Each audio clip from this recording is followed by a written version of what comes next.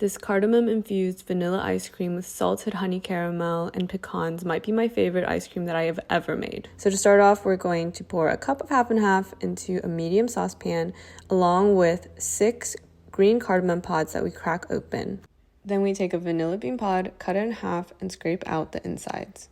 Once we're done scraping, we can go ahead and throw the pod in there as well and give it a little stir. We heat up the mixture until it's hot and steaming, and then we cut off the flame and put a lid on it and let it steep for 20 to 30 minutes. Now we can start preparing our custard. So separate 4 large eggs into yolks and whites and put the yolks into a medium-sized bowl with 1/8 of a teaspoon of salt and 1/2 cup of sugar and give that a mix. Then we reheat our dairy mixture, slowly whisk it into the egg yolks and pour that back into our original pot. Then we heat up the mixture, stirring slowly until it starts sticking to the bottom of the pan like this. In a large mixing bowl, pour in 1/2 cup of half and half and strain our custard mixture slowly into the bowl.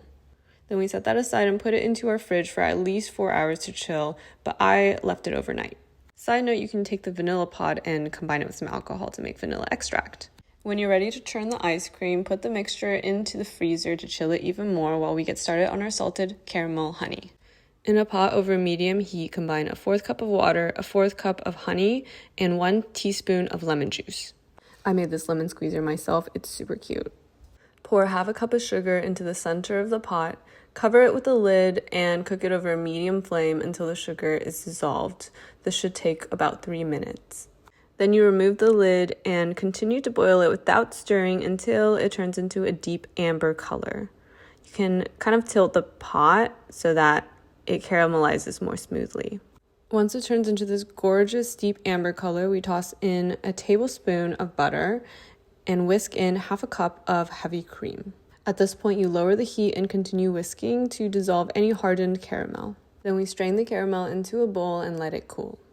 Chop up your pecans and prepare the ice cream maker. So I poured my ice cream mixture that has been properly chilled into my ice cream maker. I immediately spilled it everywhere and made a mess, but it is churning. While I let that do its thing, I added some flaky sea salt into my caramel. I love salted caramel. It's my favorite thing ever.